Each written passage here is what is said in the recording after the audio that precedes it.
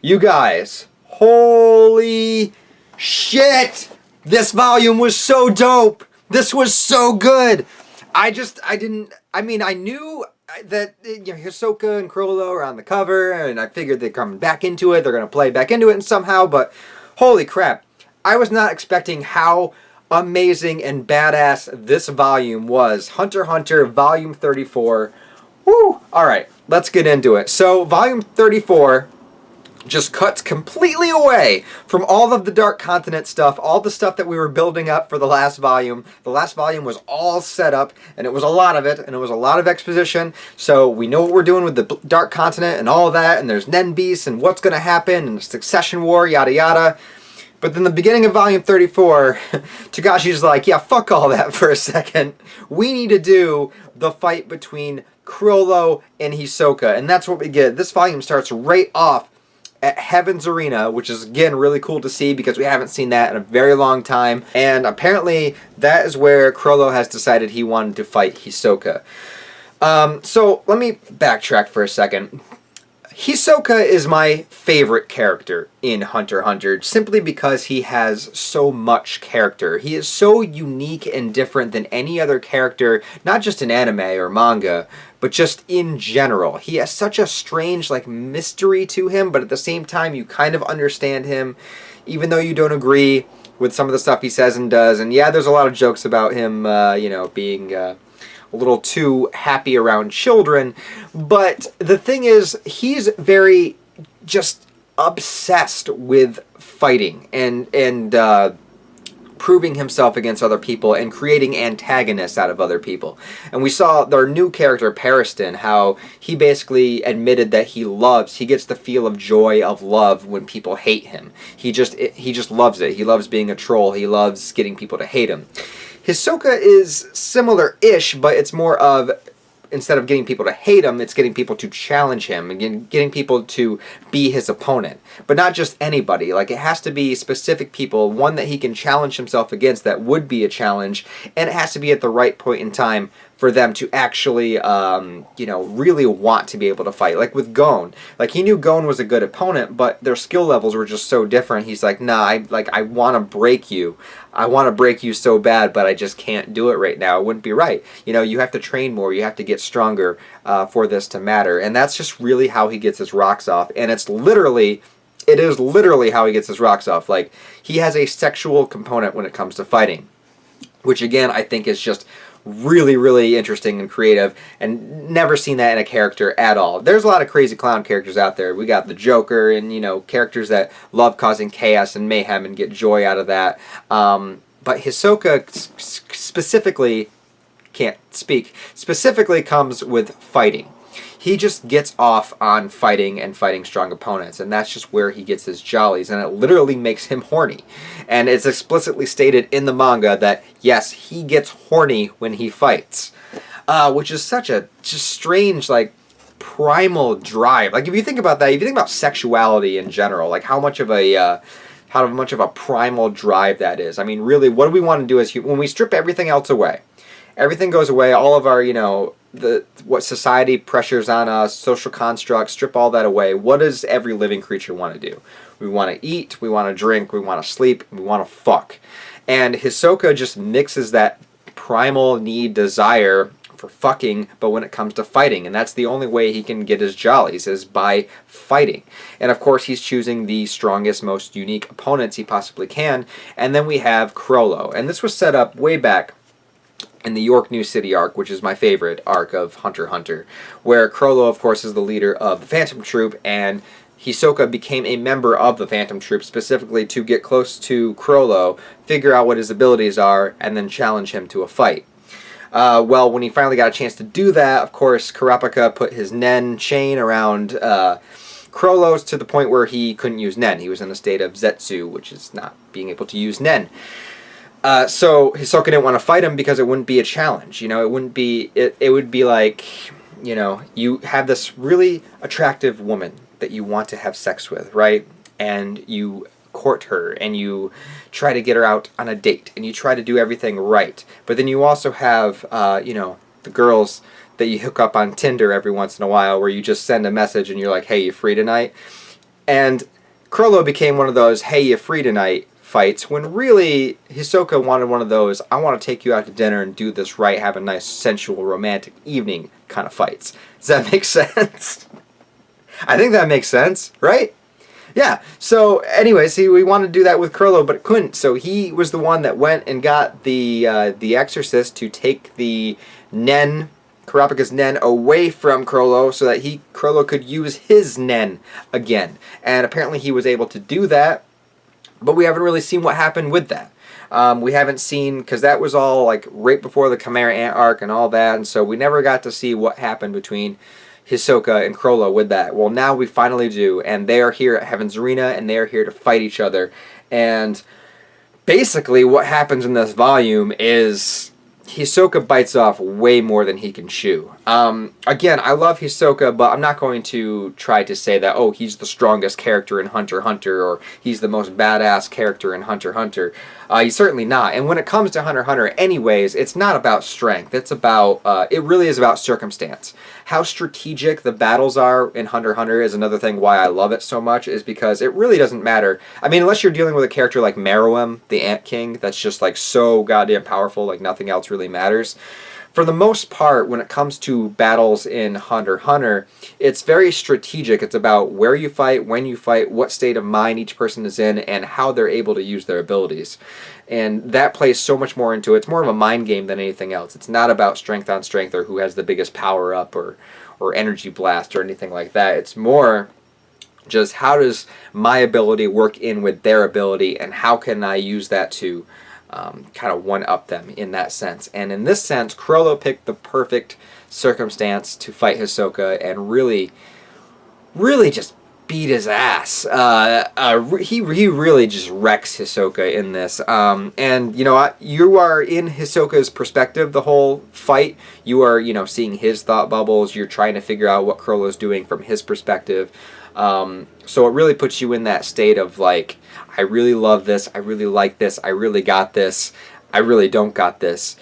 Shit. So that's kind of the perspective that the volume takes as far as Hisoka's point of view.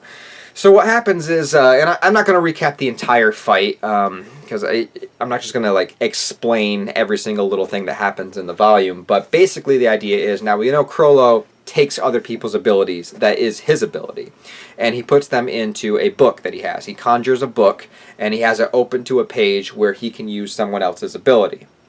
But he can only use it while holding the book while the book is open. Well, in this volume we learned he can make a little bit of an adjustment to that. He can place a bookmark that is part of the book as well on a page, flip to a second page, and then use two abilities at once. So he can use the page that's bookmarked, and he can use the open page. Or he can close the book, put it away, and since the bookmark is still in there, he can still use that page as well. Makes sense? It's a condition that he puts on it to help him use two abilities at once. And the abilities he chooses to use is one, to create copies. Copies of people, specifically people is what he makes copies of.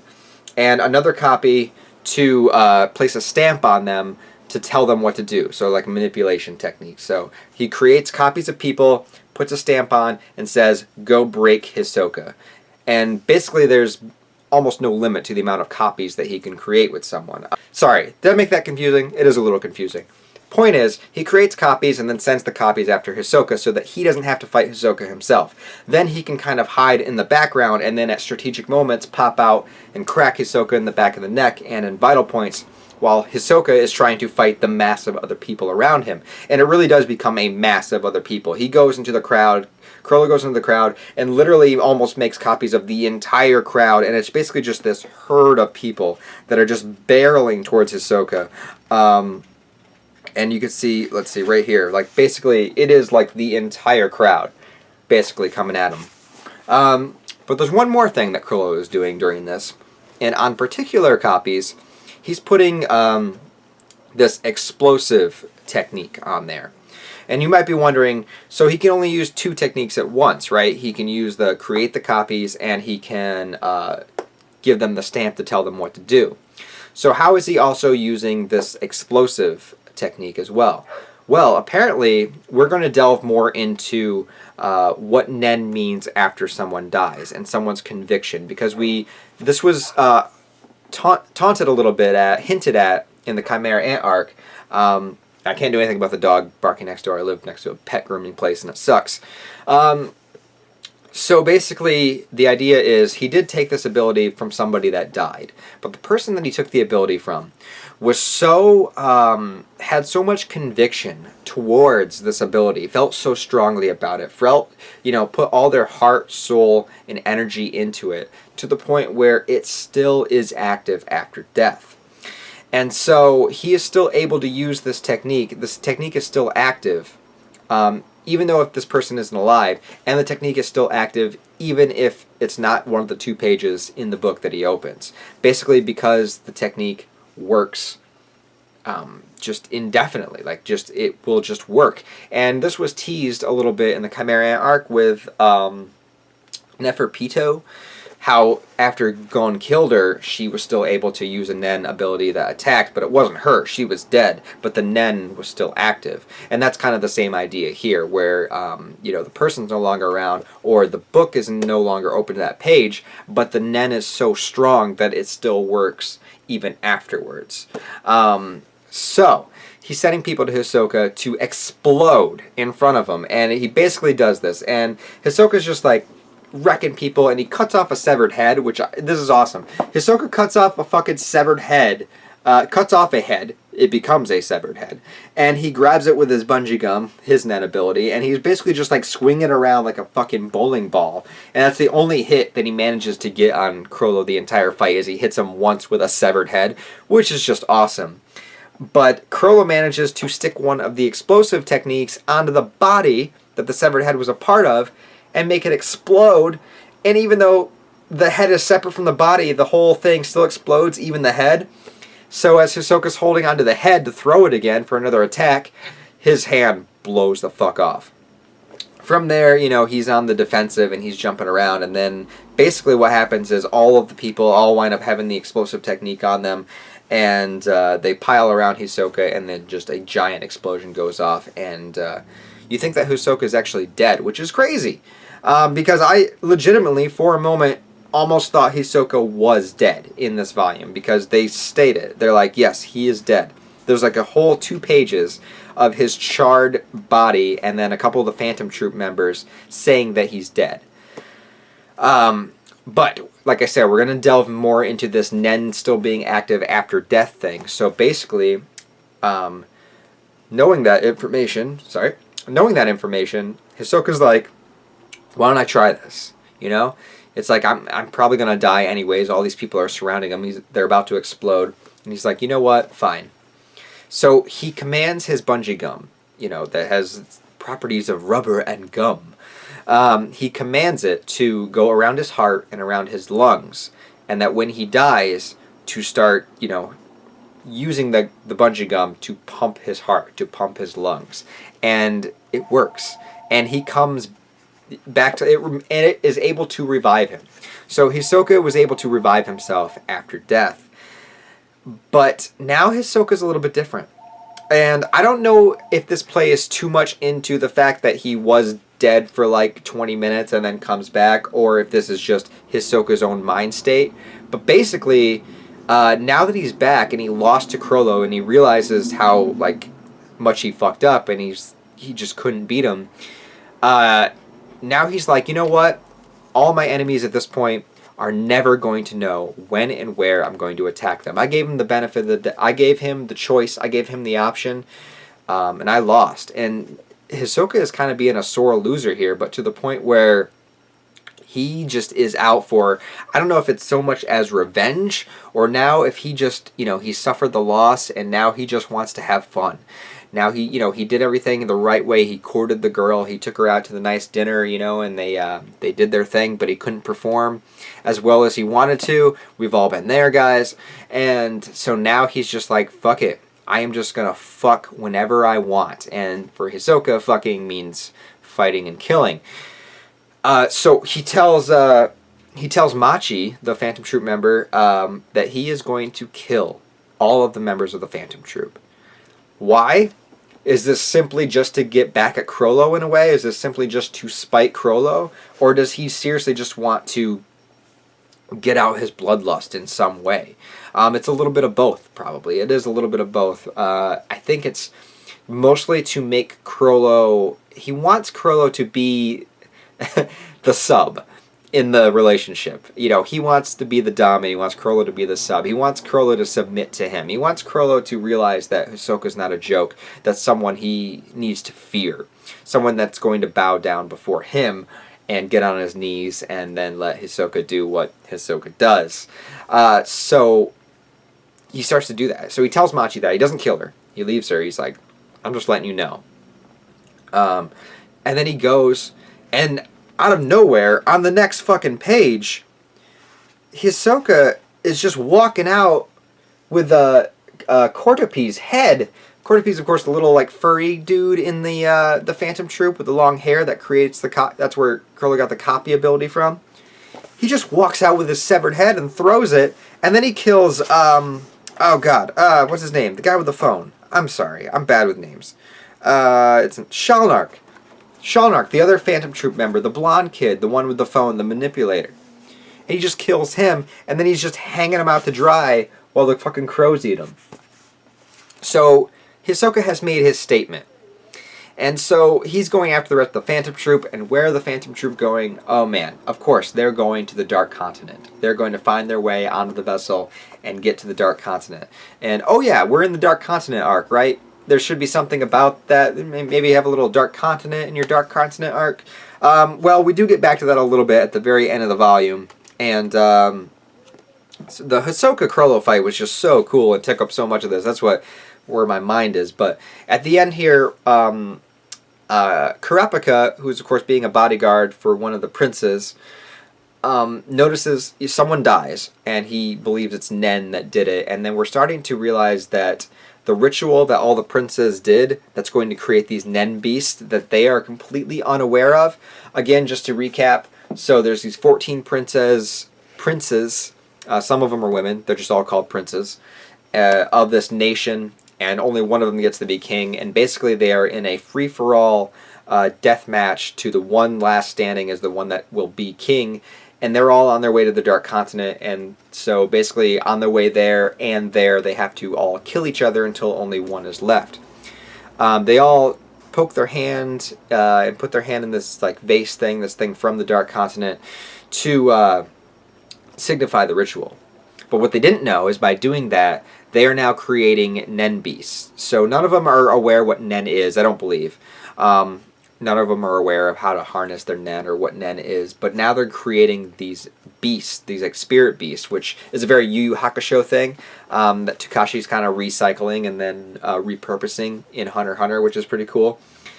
So without their awareness, these beasts are going to be made to help, I assume, kill the other members, and we're getting the first glimpse of that with the baby, who is already able to, even though it's a baby, still create little monsters that are coming out and manipulating people. And apparently the Nen beasts, the spirit beasts, whatever you want to call them, they are going to be using the same categories of Nen as humans do, so they'll still be, you know, manipulators or conjurers or anything like that. So there's that to look out for and look forward to. So yeah, so whatever happens with that, I don't know. Things are about to go crazy on the boat. I'm assuming the Phantom Troop is getting on the boat as well with Hisoka. And it's just going to be nuts. It is just going to be nuts. There's just this giant boat that's like 50 Titanics, and everybody's going to be on this. There's going to be these 14 princes with these Nen beasts all trying to kill each other. There's going to be the Phantom Troop trying to steal shit. There's going to be Hisoka trying to kill the Phantom Troop. There's going to be Netero's son. What the fuck is he doing? I don't know. He's in a cage right now, but he's a wild card, wild factor. And yeah, there's just so much shit. There's so much shit happening, and I'm just like, I'm upset that I only have 2 volumes left before I catch up. I think there's some more chapters online that I'll probably read after that, but there's so much build up, and there's not enough volumes to adequately pay this off, and I know I'm going to be blue balled just like Hisoka was when I get there. But anyways, guys, wow. sorry, long video. I had a lot to say. Thanks so much for watching this. I loved this volume. This is one of my favorites. This was great. I'm going to reread this a bunch of times. So tell me what you think about Hunter x Hunter Volume 34 down below. Let me know some of your thoughts and theories. Try not to spoil too much, but there's only a couple volumes left to spoil, but you know, let me know if I'm on the right track with some things down below. Thanks a lot for watching. Give this video a thumbs up. Subscribe, the normal YouTuber stuff, you know, subscribe, hit the bell thing, you know, all of that, and just do that. And I really thank you guys for watching, though. Like, honestly, 100%, I gained a lot of subscribers in the last couple of months, and I'm really, really grateful. So, thank you guys so much. I'll talk to you next time.